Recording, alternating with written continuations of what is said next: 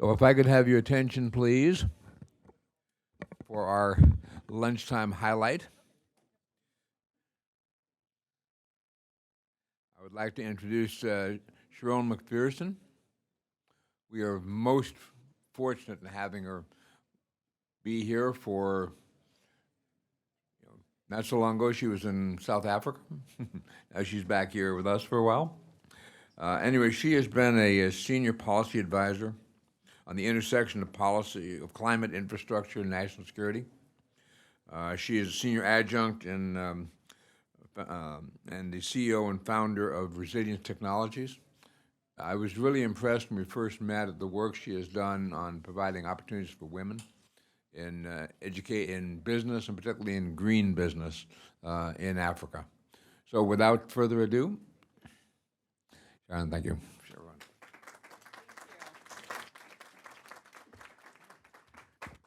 I am your lunchtime entertainment. Yeah, so we're gonna have some fun. I know this is listed in your in the agenda as a keynote, but I love the fact that we're here and we're eating. I want you to be comfortable. I want there to be liberty here. And what I really love to do is to kind of structure this more like a master class, although I'm not the Oracle of Delphi coming from like Mount Olympus to spew knowledge from on high. I am a practitioner. I am an adjunct professor at the University of Cape Town. I've taught there for about 15 years. I teach project finance. I am the former CEO and co-founder of Africa's largest women's infrastructure investment group, but I'm also a member of the faculty of Singularity University, which is based at the NASA Ames Research Center in Silicon Valley. The last thing I'll tell you about myself, because I'm going to ask you some questions, is I am a reformed investment banker. And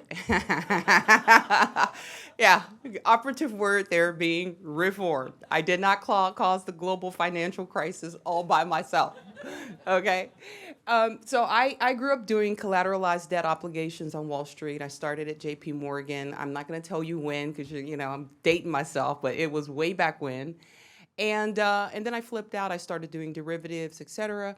And I got an invitation to go and clerk for a Supreme Court justice in South Africa back when there was the emergence of this new constitutional democracy, and I never went back to Wall Street. So I've spent the last almost 30 years of my life working in places where if we don't get some of the concepts that we're talking about here today right, they will shoot at you. Yeah. So I've worked with the likes of, yeah, I've worked with the likes of Shell and Chevron, on the Nigerian Delta, on the Niger Delta, right? I've worked in communities where, sorry, as you could tell, I'm not one for protocol. All protocol observed. I'm gonna move off here. I've worked in communities where people can't fish anymore, where people can't farm anymore because there's been an oil spill. And they keep talking to subject matter experts and really smart people like us, or they make pleas to governments, et cetera, to say, I can't feed myself, I can't feed my family. We need to do something about this. And too often we are not able to build bridges where we connect the dots back to those people. And so I want, as I'm going through what I've prepared for you here today, what I love to do is have you think about where you are. Most of us in this space are subject matter experts. And I want you to be thinking about what are the bridges that you need to build? What are the partnerships that you need to form in order for you to do what it is that you really care about, right? We all have voice, we all have agency. But the fact of the matter is that we're not going to shift the amount of capital into climate resilience investing, which is what this talk is all about. We are not going to shift that capital unless we start thinking differently about building those bridges. You're not going to get it right alone. It doesn't matter how smart you are or how good your company is or where you sit in government and what your budget is that you control or how good you are at the community activism level. You ain't going to get this right on your own. right? So that's the big, Stephen Covey, one of my favorite authors, he wrote a book many years ago where he talked about beginning with the end in mind. So part of what I'm doing by throwing that out there is just to say, I want to begin with the end in mind because that's where I want to end with this. So I want to start with that to say, as I'm talking, and we get, sometimes we get very technical, and resilience is inherently complex. So you do have to get technical. But I want you to step outside of your subject matter domain, and I want you to think about the ecosystem in which you operate, right? So in an ecosystem, biological organisms are interacting with each other, but they're also interacting with the external environment, as well as that semi-permeable, border of the ecosystem. So I want you to be thinking about what are the bridges that I need to build? Who do I need to play with in my sandbox? And what are the changes? How do I need to adapt in order to build those bridges better? Okay. So again, in alignment with sort of beginning with the end in mind, I wanted to start by just telling you my why. So one of the reasons for my being on the planet is to do what I'm doing now, and nothing feels better than being in your lane, right? When you're in your lane, it's good. I'm in my lane. This is part of why I'm here. I think about this, I sleep it, I'm obsessed with shifting capital at scale into what I call resilience investing. And we'll talk a little bit more about that. So according to the World Bank, we need to be investing, at least 2 trillion annually into resilience. And so before I go any further, I want to play a little game, right? Loosen up a bit. Well, we're very, come on. So are you with me? All right, here we go. So I'm going to go around and I'm going to go to each table and I'm just going to pick on somebody. So just play along with me. And what I want, no, nothing personal. All I want you to do is to tell us what you think about when we say resilience. Okay? Right. You are entitled to an opinion. So what do you think about? Resilience? Nope. Okay. You have a right to refuse. Resilience? What do you think about when you think about resilience? Volunteer? So I do I do a lot of work in Africa too, in West Africa. So and I particularly work a lot with women and youth. So when I think of resilience, I think of what are the tools that these people need to find solutions for themselves because they're not going to get the capital or the resources that they need in their villages and so forth. I think of resilience as enabling people to organize and work amongst themselves to come up with their own resilient solutions. And so is it safe to say that you're spending time thinking about resilience on the individual level or really communities of people in that place? Okay. All right. What they need to do to, chart their own course and be active agents in making life better for themselves. Okay. Joel Coulter. And to build on that, I've been in Africa a lot, been with Star Tide since the beginning. Work with the diasporas because, America's biggest strength is we have more diasporas in this country than almost any other country in the world. So you think about bilateral partnerships with countries, and then you work with the IGOs who have long-term money. And the UN's Advanced Sustainable Development Goals, the chairman is a friend of mine. So I'm now moving from the NGOs, which is jump in, jump out, 2-year money, which they're always looking for money. Work with the IGOs, work with the central banks in these countries, leverage your diasporas, who know the culture. And why there's plenty of money. You just got to transfer the money to the people who really care for the long term. I love this. Are you loving this? This is great. Thank you, Joel. Resilience. Yes, sir. Jose Rodriguez with Alianza Center. And at least for Alianza Center, when we think of resilience, we think of it the individual, the family, the community, and then the regional. And it's helping them prepare, brace, and recover and restore after a cataclysm.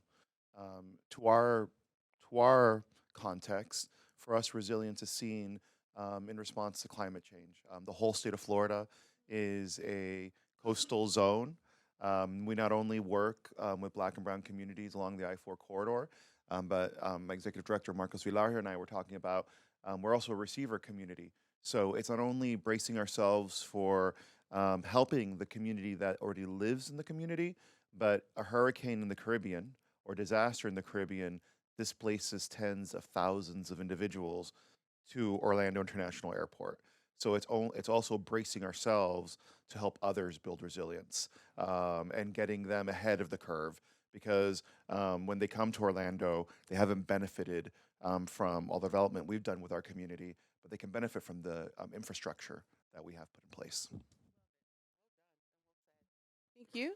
Come back here. Sort of students get first dibs.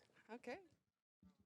When I think about resilience, I'm thinking about building structures and measures that will be able to help barricade to stop any disruptions that would distort the present system and to prevent it from going in a way that would bring a cataclysmic event that we all are not ready for. That's how I think. Okay. Hi. I'm from Italy, but 10 years ago I did a PhD in Old Dominion University in Norfolk. They were speaking about the rising sea level already in that time. My professor taught me about one particular thing of resilience, that is the social capital. So we studied not Africa, not Caribbean, United States. Heat wave in Chicago, Hurricane Katrina, they had a lack of resilience because lack of social capital, meaning engage in the society of the individual that were affected. So how the engagement already in the civil society help for resilience in natural disasters. Mille grazie. Ci vediamo. Okay, we're gonna come back to that one. So but I'm sure you're starting to understand and see where this is going, right? So lots of really interesting insights. I want you to stay open to the possibilities of you leaving this place with a different idea of resilience than perhaps you came here with. So thank you for that. Resilience, anyone? How do you find resilience? So I think in terms of resilience, in terms of technology and society, I think it's the proverbial being a community being able to take a punch and being able to come back stronger than ever via the infrastructure and technology that they invest in so that it can sustain a punch from like the climate or from other mismanaged resources and be able to really sustain and thrive. One of the common themes that we'll find, whether we're talking about resilience on the individual level, the community level, the regional level, the country level, globally, is this idea of being stronger, being able to take a hit and come back, right? Do I have any engineers? Engineers, anyone? All right? Yeah? So we've got an engineer. How do you think about resilience? You're not an engineer. We'll come. That's close enough. I think of it because I've been spent many years in large-scale content management systems and information systems. I think of resilience in terms of not only is it getting up from the punch and becoming better, taking those learnings and becoming better, but now how strong is our knowledge framework to internalize that knowledge and to share it out beyond ourselves so that we make everyone around us more resilient.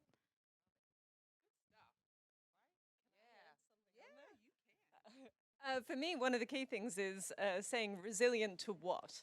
And especially because so many of the parameters of the Earth are changing around us with climate change. So we really need information of what we need to build our resilience to in terms of where we place our populations, in terms of how we build our infrastructure.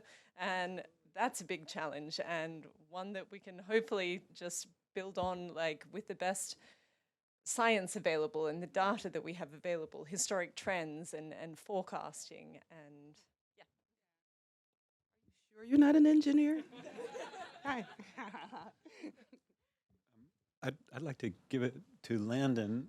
Landon runs the Resilient American Community Resilience Worker Program, and as a chick from the Chickasaw Nation, he has a specific perspective on what youth need to do under the circumstances. Thank you, thank you. Yeah, I agree with a lot of what's been said. I really agree with what you said about like building it to where you can share that knowledge and not only help your community, but then share that with communities around you. And I think from my perspective, going into the youth in the communities, the youth is where the resilience will start because they will help build the future because they're going to be there for such a long time. And I agree with what was first said about making it to where the communities can help themselves, giving them the resources so that they can build their programs and what they think would best benefit them since it's coming from them and it's going to help them. We do ourselves a favor by opening up more to the wisdom of some of the youth who are actually living in proximity to some of the challenges that we're talking about. It's not just theoretical for them. So thank you. Resilience makes me think of evolution in a way, because it's one thing to take the hits and be able to take them, but if you're taking the same ones over and over again, then are you really learning and adapting and doing anything? So as much as there's learning and sharing with others, it's learning and applying within your own systems of being able to move forwards. Love it. And so one of the things, thank you. So one of the things that just came out of that final remark was that, you know, this concept of resilience is very closely linked to ideas about adaptation. If we're not learning, then how do we adapt? So one of the reasons why I became super obsessed with resilience is because, as Lynn mentioned, I was asked to do some high-level foreign policy work looking at climate resilience, national security, and infrastructure, particularly in contested environments, post-conflict environments.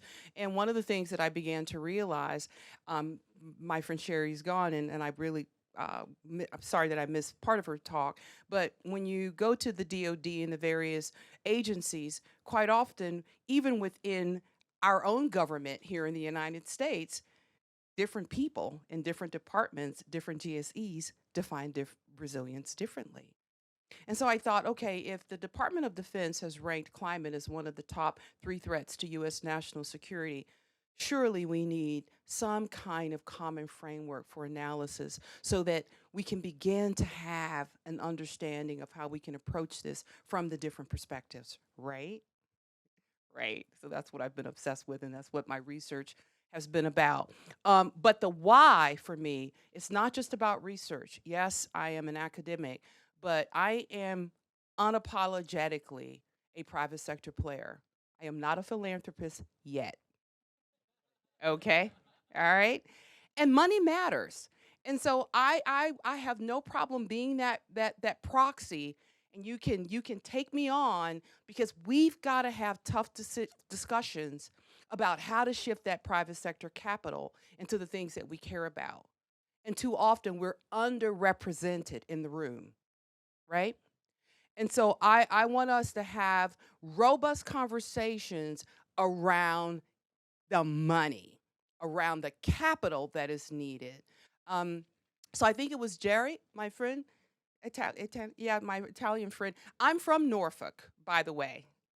I was born in Norfolk, Virginia. I come from a very long line of military folks. Not only did we serve in the military, you know, in just about all the major, you know, wars that we've unfortunately have had to participate in historically, but I lived next to the largest military, one of the largest at the time, I think it was Little Creek Amphibious Base, was one of the largest naval installations on Earth, right?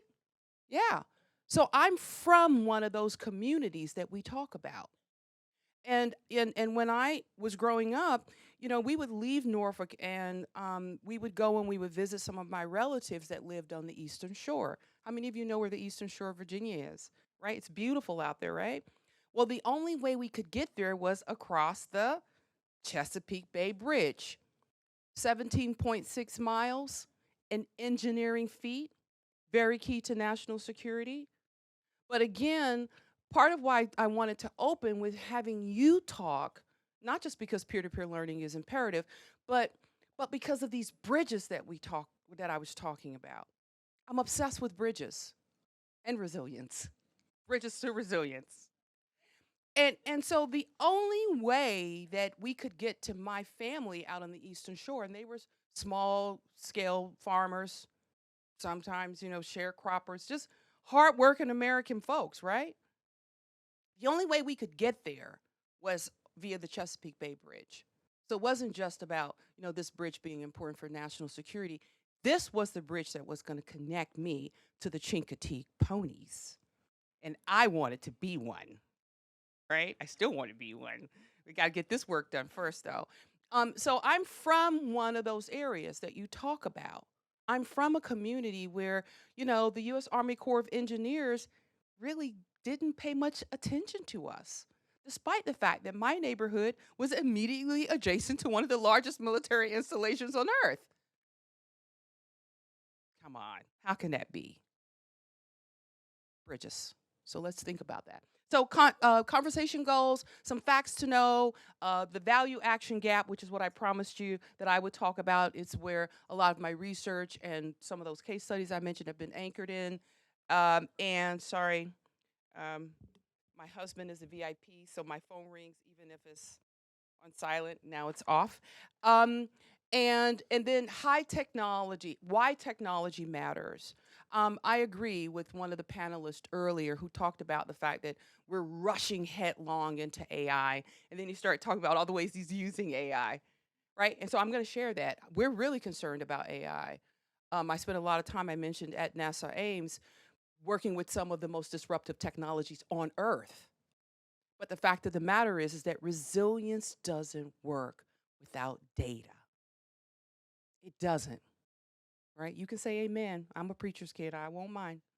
Right? So, yeah, it doesn't work without data, and the kind of data that we need for the institutional repositories of knowledge that we need to adapt and to actually be able to solve some of the problems. We can't crunch that much data on our own. You have to have various forms of AI assist you. So we're going to talk about that. So some facts to know quickly. This is all NOAA and NASA-based information that you're seeing here. 17 of the 18 warmest years on the planet have happened since 2000, right? And so I'm just kind of equipping you with some sound bites, because quite often when you're delivering your own talks, you need these sound bites so that the media can get it right? Okay. Another sound bite. This is NOAA. 417 parts per million. That is the concentration of carbon dioxide in our atmosphere as of 2022, right? That's the highest that it's been in 3 million years. Okay, facts to know. I was actually really shocked on this one myself, and I live and sleep and eat this stuff. 85% of the world's population today is already experiencing some form of adverse climate change event. That is a shocking statistic. And the fact of the matter is that the Institute for Economics and Peace, this was a 2020 study that they did that gets quoted a lot, where they talk about the fact that by 2050, 1.5 billion people are going to have to move. So I just want you to look to your right, and I want you to look to your left. Please indulge me. Look at your neighbor. One of you, just do the math. That means that one of you is going to be impacted by climate immigration. I mean, that's just math, right? If 1.2 billion people have to move, then at least 1 out of every 3 persons is going to be impacted in some shape, form, or fashion by climate migration. Probably even more than that when you think about the secondary effects, because it's going to create a lot of turmoil for economies. So, listen, if caring for your neighbor isn't compelling enough, then just do the math. And you should be galvanized to build bridges out of just pure self-interest. Yeah. So part of what we've been building, by the way, I'm also a senior fellow at the Stimson Center. So woohoo, shout out to Corby and Lynn and some of the other folks. So I want to, getting ahead of myself here. So I'm also senior fellow at the Stimson Center. Get back, get back, get back, get back. And so what I wanted to do is, and so part of the work that I've been doing is, don't go ahead. Okay, so I've got this on some kind of transition in a very fast one, and I don't know how to stop that from happening. So I'm going to ask. I'm sorry. Hmm? Talk faster. I could talk faster, but that is heck of a fast talk. We got IT in the house, so she's gonna help me. She's gonna help me out here. So yeah. So even if we just get out of present mode and just go to just regular mode. So part of what I did when I was asked to do that foreign policy work I mentioned is I started. Yeah, but even if we just do, yeah, I'm okay with just doing that. Yeah, I'm okay. Was I started realizing that as I was looking at certain aspects of the American Jobs Creation Act, the Inflation Reduction Act, because I started doing some domestic policy work, I realized that DOT has a different framework. DOE has a different framework, right? And FEMA. So we get into, so I started trying to figure out how could we build this common framework of analysis that isn't a Frankenstein? Because your model has to be empirically sound, right? So you can't just take different approaches to resilience and put them all together and think you're going to have something that's empirically robust. It doesn't work that way. But if we don't think about building those bridges, we don't get to shifting the capital that we need. Thank you, my love. It's okay. I'm going to go with this. Yeah. I've been living in Africa. We know how to make a plan. I'm not worried about it. We'll get it right. All right. So, no. So, no. It's still doing it. All right. So what I want to do is go back. And if it keeps, then I'll just talk and I'm not going to lose my mind about this. But what I wanted to do is come back to defining resilience. And so if we define resilience, if we think of resilience as an ability, so I've asked you about how you define resilience. And so one of the things that that we've worked on for the last 2 years is we've worked on a way of conceptualizing resilience that pays homage to the fact that resilience is both an adjective and it's an adverb. Okay? Don't look at the screen. Listen, let's talk. Right? Resilience is not a new thing. Right? Just think about the cradle of civilization and how long we've been adapting to changes in the climate. It's a long time. One of the reasons why we're the apex predators on this planet is because we're resilient. We know how to make a plan, but we also did it together. We would not be where we are if we were acting just as individuals, right? We hunt in packs. That's part of what makes us successful. So we got to keep hunting in packs. But the fact of the matter is that resilience is this thing that's been around for a long, long time. And it's not just like an adjective or an adverb. It is also the act of becoming. And so what I wanted to just do with that is just to say we've always been resilient, but why now? Why is it all of a sudden, all the big consulting agencies, McKinsey, all the big rating agencies, Dun and Bradstreet, they're all acquiring, where's my Corby lady person? They're all acquiring all of the Corvies of the world. Don't sell out. Don't sell out. Right? Because it's causing information asymmetry. But why is it all of a sudden that everyone's interested in resilience when we've been dealing with resilience all along? Why do you think? Commodities? Right. They couldn't make money, they wouldn't do it. So resilience has become this buzzword, but the fact of the matter is this has been with us for a long, long time. But I would offer that one of the reasons why we're thinking and talking so much about resilience today is because we are facing an existential threat. And so, I know we've got some folks here who've got friends at the United Nations. Yeah. But one of the challenges that I have with the way that the UN framers framed the treaty is they made resilience the stepchild to adaptation. And we've got to survive long enough to adapt, right?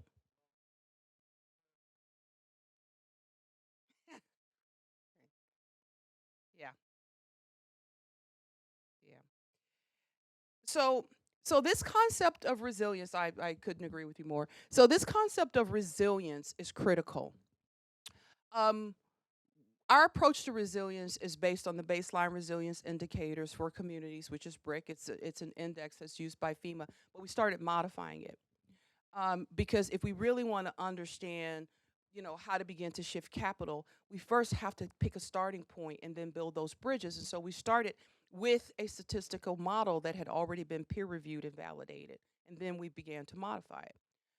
Because BRIC and a number of the indices that we'll talk about are good in their lane, but if you want to build bridges, you've got to be able to plug and play with different kinds of ways of thinking about resilience. Because as you can see, different stakeholders think about resilience differently. So we think about resilience as a flip side of vulnerability. How strong are you? If I'm strong and a storm comes along, my ability to build back is going to be better, right? Right. Than if I'm weak already, right? Which is why climate vulnerable communities are the most vulnerable. Well, because they're marginalized and nobody's been investing and caring about them. And so now they are the most vulnerable. And quite often, those are the communities where the critical infrastructure is located, by the way. Because you don't build a wastewater treatment plant in Greenwich, Connecticut, now do you? Not in my backyard, right?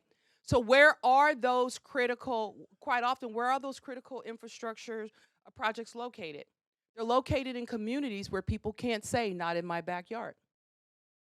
Isn't that ironic? Right? So those are the marginalized communities, a lot of critical infrastructure and other undesirable industry. Not that critical infrastructure is undesirable, but quite often undesirable, industries that are critical for our survival are located there. And now those are the places that are most vulnerable. And we need to invest in those places for our own survival. But there's an investor's dilemma. And the investor's dilemma says that capital only flows to where it's flowing already. I do business with people I know and trust. I won't apologize for that. We all do, right? We do business with people we know and trust. And if we don't have people in those communities that we know and trust, we're not going to do business there. And so one of the things that I want you to think about in addition to your own partnerships and your own bridges is I want us to just inhale and exhale. And I'm going to say something that may be a little controversial. As we continue to think about climate resilience and investing differently in communities, we are going to have to think about how we enable businesses to put profits before politics. And we're going to have to be okay with the fact that most business owners are profit seeking. And we're going to have empathy, and we're going to have to approach the conversation a little bit differently. Because businesses and executives behave in ways that they are incentivized to behave. And we incentivize them to behave this way as shareholders, and as limited partners, and as people who benefit from their services. So this is a hard conversation, but it's also a how-to conversation. So resilience, reducing vulnerability, adaptive capacity. Love what our engineer had to say. Listen, if you're not learning, you're not becoming more adaptive, then what are we doing really, right? And then mitigation and compliance. And so quite often when we think about climate action, we're thinking about adaptation, right? The transition to green. Or we're thinking about mitigation, net zero, got to get there. And then resilience, we're just sitting over here and it's the flip side of vulnerability. We're not investing in it, which means we're not going to survive long enough to adapt and mitigate. And that's one of the reasons why I'm obsessed with it and shifting capital into it, most importantly. This is an image of how most private sector organizations think about how to measure resilience. They're not really thinking about resilience in terms of this holistic way that we think about resilience. And I'll talk a bit more about how we measure resilience. They think about resilience as part of business continuity. So if you are interested in doing business with private sector in this area, you've got to build a bridge to their understanding of resilience. It is anchored in business continuity. How do I continue my operations in light of the fact that I could be disrupted? And it's got to connect back to my P&L. Otherwise, what are you saying to me? I am motivated by, in some cases, short-term gain, because I've got a quarterly report, I've got shareholders, I've got a board, and my own KPIs as an executive means that I've got to be talking about my P&L. Otherwise, I don't have a job. So with respect, you can come and you can talk about what's happening on the coast and all that. And yes, I care about it, but I can't act on it because I'm incentivized to act on this. Okay? All right. So this, by the way, is PwC, very well-respected consultancy. This is a snapshot of their dashboard that is powered by Jupiter, which is one of the biggest climate risk analytics companies. And so one of the reasons why I started by just asking you how you think about resilience is because quite often when you start talking to private sector companies about resilience, they start thinking climate risk analytics. And climate risk is only a part of resilience, right? Because you've talked about communities, right? We've talked about looking at different ways of funding, right? We've talked about looking at infrastructure and things that are happening in Florida. We've talked about building back better. We've talked about some of the considerations with First Nations. There are all these different ways to think about resilience, but when you go to a private sector company, they're thinking about resilience this way. And if you don't build a bridge back to how private sector organizations, at least right now, are thinking about resilience, then you're lost. And we're not going to get the capital to shift, right? And so then we have the way that most governments think about resilience. So this is a snapshot of the National Risk Index, right? I mentioned the fact that we work with BRICS, but there are a number of them. If you really drill down, and if you take a look here, you can see that there is social vulnerability and there's community resilience. But if you drill down into the indicators for the National Risk Index, it's very heavily tilted towards economic and finance. It doesn't do as good a job, in my opinion, as BRIC in terms of measuring actual community resilience. And even BRIC doesn't measure vulnerability. That's why we had to adapt, we had to modify it, right? So it can get very technical very quick, but the point is that when governments think about resilience, they often think about resilience within the context of disaster response. It is place-based. It is not asset-based.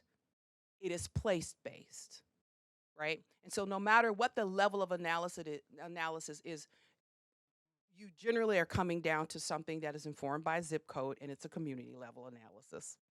And then you can lift it up and you can analyze data across a number of different sub-indicators, but it's generally something along these lines, right? Oh, yeah, I do know. Right, so let's get, thank you, Eric. So let's get to the community base. This is how communities think about resilience. Clean this up. Who's gonna pay for this? I'm uninsured, by the way, because Allstate says I live in the wrong zip code and they're not going to insure me anymore. Just picking, I'm not picking on Allstate because, by the way, there are lots of insurance companies that are quietly saying we're not going to insure that anymore because I can't get reinsurance for this. Right? So we've got an impending, not just local, but international crisis because if we can't get insurance, markets don't work. If you can't get insurance, your business doesn't work. And this is happening. It's happening every day around us. So when you go into a community, they're thinking about resilience in terms of things like social cohesion. I think there was someone who mentioned social cohesion. I think Gary mentioned it. Do you know that social cohesion is the factor that is most likely to determine your survival in a climate catastrophe? How well you know your neighbors.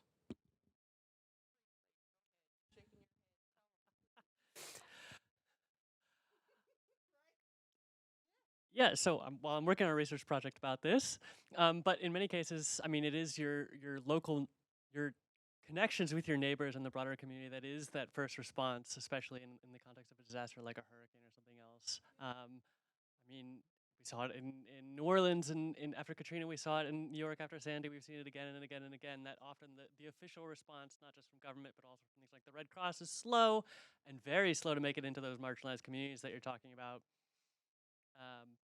So yeah, that's where really the key thing is. And so we spend a lot of time thinking about how we can invest differently in communities, but hopefully you're starting to understand some of the challenges because we've got a different framework for analysis. So these folks, they quite often need companies to help them to connect with the federal resources because it's so complex that these guys can't use those tools, right? They don't have the know-how. They don't have the time. They don't have the resources. They're just trying to figure out, how am I building back stronger? How can I just get my house back? Who's going to help me pay for this? Yeah? You have something you want to add? Okay. Yeah. I mean, this is intended to be interactive, so feel free to interrupt. Don't know where my clicker is. Yeah, right. And so part of what we have spent a lot of time doing across those 2,000 case studies I mentioned is we started out working with big mining companies in Africa, companies like Anglo American and De Beers. They'd go into communities and they had a statutory obligation for contract participation goals or to invest in the community because they wanted to do their mining project, or big, whether it's Arab or ACOM or some of the big infrastructure companies, in order to build their toll road, they've got to invest in the community. And that's not their thing. And so sometimes it's like $30 million, $50 million that they have to invest in the community over time.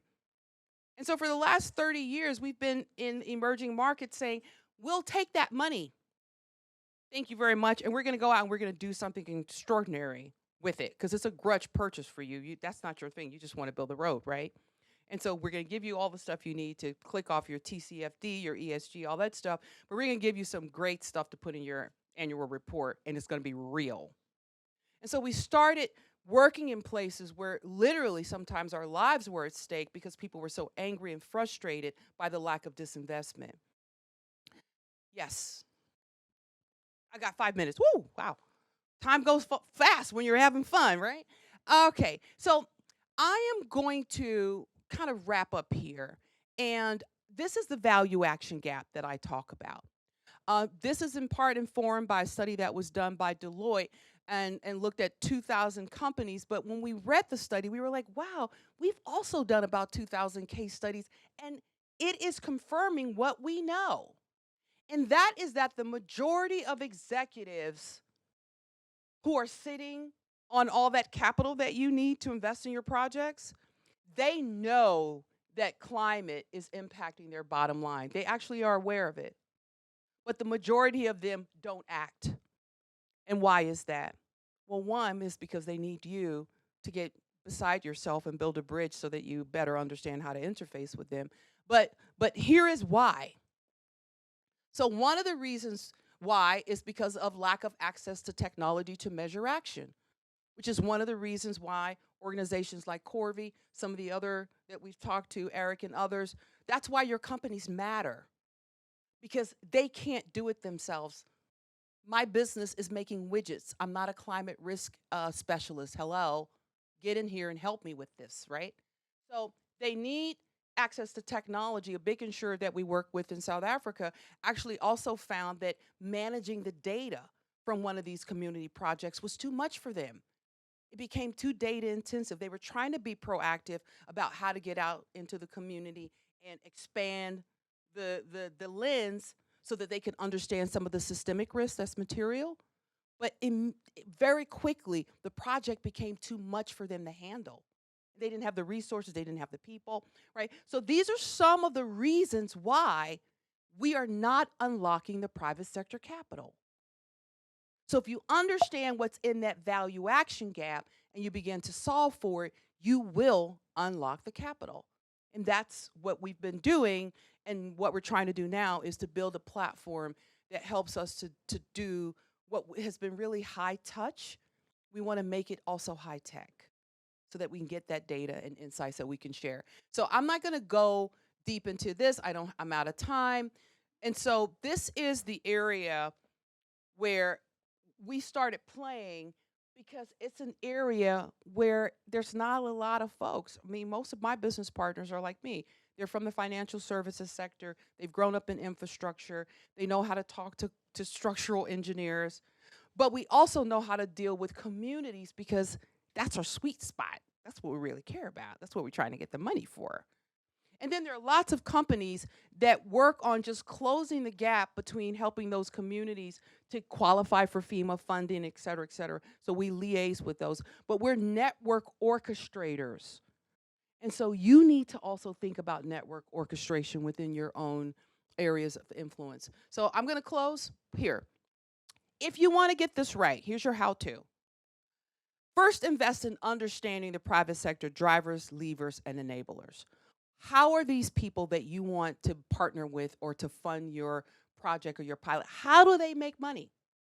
What do they care about? Start there, right? Don't start with your own ideas. Start by being empathetic and understand what's important to them, okay? Step number 2 is accept the fact that what you just experienced in this room is the real world. Everyone's going to have a different idea about what resilience means to them based on their own values. And our values are intertwined. Your job is to align them. If you can help to align the values, well, then you got something going on, right? All right, step number 3, just talked about that, align the intertwined values, okay? Step number 4 is lift the socioeconomic concerns. If you look at methodologies like the physical climate risk appraisal methodology that was put together by the Global Infrastructure Hub, this was a G20 initiative. Fannie Mae invested, your tax-paying dollars went into that. Yeah, right. If you look at that methodology, the socioeconomic concerns are way down there. And then what they can't really deal with, they say, well, you know, we're going to get some insurance for. Increasingly, that's not an option. But if you lift those along with the private sector concerns and actually bake them into your own approach, then you're going to continue to be, you know, that process of widening the lens so that you identify systemic risk. Climate change doesn't happen to your asset. It happens to the place in which your asset is located. So when you widen the lens and understand not just how, you know, this needs to be climate resilient, but how if you make this climate resilient, then your asset's better off. Well, then that's kind of just common sense, but we don't do it because we're not equipped to deal with systemic risk. It's hard. This is hard to do in the real world. You have to have statistical models that are pretty robust, and it's a lot. So you need partnerships. Include insurers as key stakeholders in the value alignment process. Doesn't matter whether you're in government or NGOs, figure out who's providing insurance for what it is that you're trying to do and talk to them early on and engage with them, because we've got an insurance crisis looming and it's going to impact every single person in this room. Almost there, got one more. Stoke the partnership alliance with incentives. Quick example, we're looking at physical climate risk. We're starting to develop a pilot with one of the biggest mortgage lenders in the country. We've got to be able to go down to the physical climate risk level, as well as look at place-based. And retrofitting buildings across the United States is going to cost trillions of dollars. But say that I'm an affordable housing developer.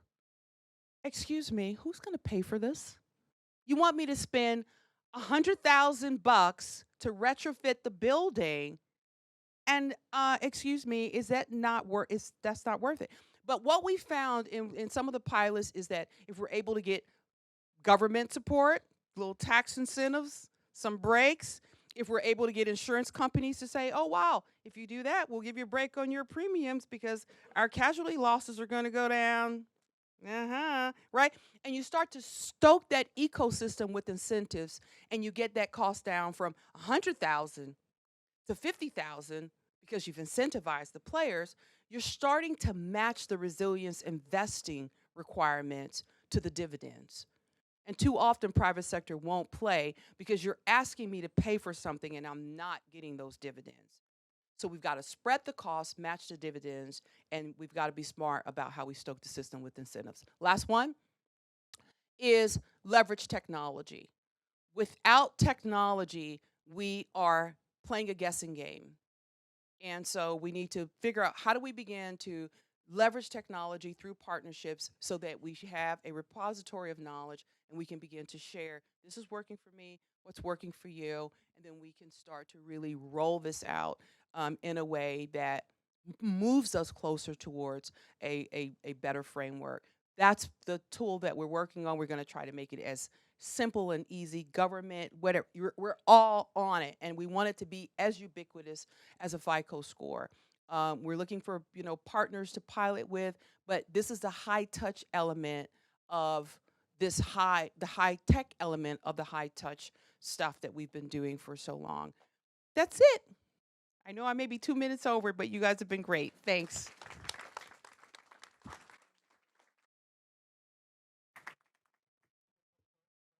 Yeah, absolutely. Okay.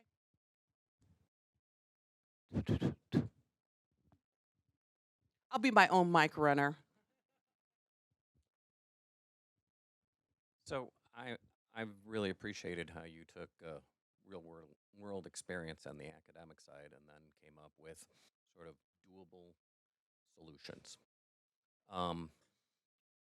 There are a lot of companies, startup companies, that are looking to get into this space of different kinds of things, in my case, in the developing world. But raising capital is a tremendous problem, not just because of some of the things you said, but because you just say the word Africa, for example, in the United States, and getting capital suddenly becomes very difficult, even if you explain how you've reduced all of the risks, or that perhaps the risks simply aren't what they think they are. So I'm wondering if you can comment any about the money, that how do you gather the capital to move it to these places that people think are high risk, just from a pure investment perspective. Not even if you're doing something on climate resilience, to get the capital in the first place, like you said, for a for-profit company, becomes extremely difficult. And it's just as difficult, ironically, to get the capital, and there is a lot of capital that exists in places like Africa, to be invested where they are. I don't know if you have any words of wisdom.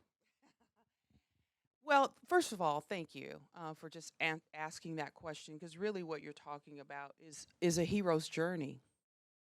The heart, yeah, the heart is hard when you are raising capital, particularly for tools and platforms that in some cases are a little bit ahead of the market, right? Regulators are starting to get their minds around it. Moody and Fitch and Standard & Poor, they're gobbling up all the companies. And so it's kind of like, it's a lot happening in the market. But still, when you go to raise capital and you have to think about things like client market fit, like who's your customers? Like how do who's going to pay for this, right? And if you're passionate about climate resilience investing at the community level, quite often that's a difficult conversation to have, because the people that you want to serve, they don't have the capacity to pay for this, right? And so to give you a real life answer in terms of one of the things that we've done and how we cracked it was we started thinking about, like, what is it that governments and businesses and clients, potential clients, because these are potential clients in these communities, have in common? And one of the things is that they all want access to credit. That's why you know what your FICO score is, because bad FICO score means that you don't get the credit card or you have to pay higher rates for your credit. Businesses care about credit. Governments care about credit. And so but it still took years for us to get down to that place where I could go into a mortgage lender and I could say, here is an empirically robust tool. It's plug and play with how you measure your climate risk, and I can make a direct line to your P&L. And now you're interested because we're talking about your operating assets and your P&L. And so that's that. If you want people to fund you, you've got to make sure that you've done that, because otherwise, because he's my customer now. Otherwise, I don't have that customer. And then I got to take him to say, you've got to partner with her because there are risks in your portfolio that you can identify that she can, because she's really good at identifying risk in the community. Real life story, franchise owner didn't want to invest in fixing the pipes in the business. It was cheaper to shut down during the big freeze. But by understanding that we could get that cost down, we can incentivize him, then he could make the decision that he's going to invest in retrofitting. Customers get their food. People get to go to work. You're not just shutting down and claiming from your insurance company. But it's based on insights about how systemic risk impact your business. That's a lot of work. So I'm saying two things. I'm saying figure out where the money is and stop thinking about what you're doing and think about what he needs, and then serve. And then take the person with the money to where you want to be. And sometimes that is a direct investment. Sometimes that's adapting. We got insurance companies to actually adopt municipalities. Right? Yeah.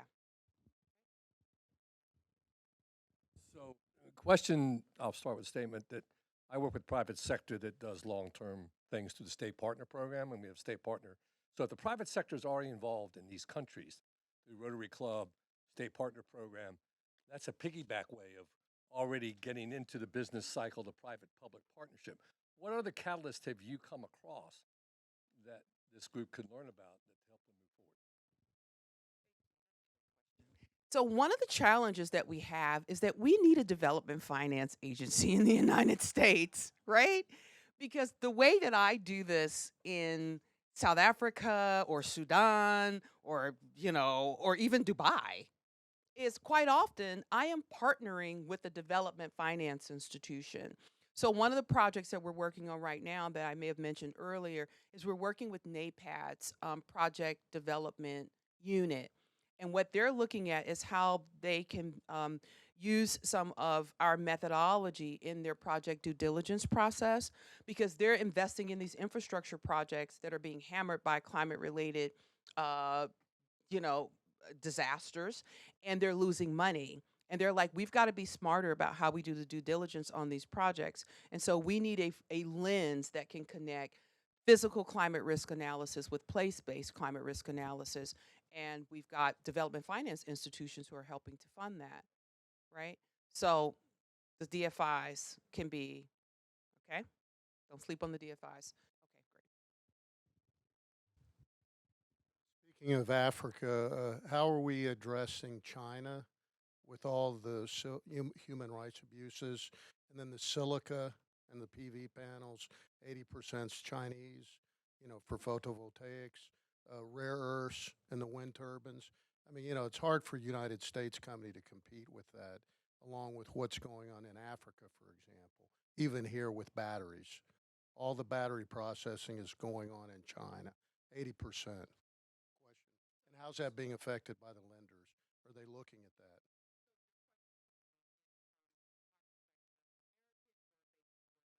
Well, both, because I think it affects U.S. companies trying to compete in Africa. It's almost impossible to compete with Chinese companies that are bringing subsidized technologies and labor, because they don't hire Africans in most of their projects. I know because I've been there doing it. So, and correct me if I'm wrong, I think the crux of the question is how do American companies really compete in Africa, where, you've got Chinese companies that literally are flying plane loads of people from, China, parachuting them down, and they're doing the big infrastructure projects, and there's no local capacity building, et cetera. So I think, and counterfeited materials, yeah. Hmm.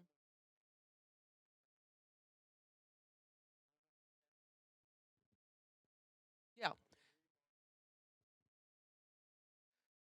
So I'm gonna give it to you straight, no chaser. You okay with that? All right, and then we can have a conversation offline. And then I got to give the mic back to Linton. For most of the infrastructure projects that I have been involved in, and some of them have been major. I was an advisor, for example, on Iskandar, right, which is one of the largest smart city development projects, in Malaysia, right? Um, we would first get the commitment from the Chinese, and that's the only way we could get the Americans to talk to us. How about that? Right? Right. Because for the most part, we just really care about the geopolitical concerns. We care about the security concerns. But the guys from China or the Emirati, by the way, which are a major force in Africa, they're like, you need a road? We're going to build you a road, right? Okay, we'll talk about all this other stuff later. Here's your road, right? Or here is what you need. Let's partner on that. So if I want to talk about time, now I'm coming to you from a private sector perspective. If I want to talk about time to market, infrastructure is all about my yields. If I want to talk about getting this done without years of red tape and playing footsies with, whoever I got to play footsies with, USAID or whoever, and I'm not being disparaging. I'm just telling you, I'm giving it to you straight from the perspective of someone who's been living and working in Africa for 30 years. I'm a business person. I've got a road to build. What are you going to do? You're going to go to the person who's got the resources and who can help you. Maybe it's not the best road in the world, but it's a road. Or are you going to wait for the Americans to make up their mind 2 years later, $1 short, and with a lot of red tape that, quite frankly, I don't have time with? And so what we've got to do is we've got to think about, by the way, we're also the largest direct foreign investor in these places on the back of our multinational corporations. And so it's not like we're not in the game. But right. So we're there. But I think we're going to have a come to with respect, I didn't mention I'm a preacher's kid. Come to Jesus meeting about like what we really want and how we're going to get it done. Right? So that's not the Africans, that's us not being clear about how we can create that enabling environment where American companies are able to more effectively compete. Sorry. So we can talk offline about it more. Okay. Listen, you've been great. Thank you.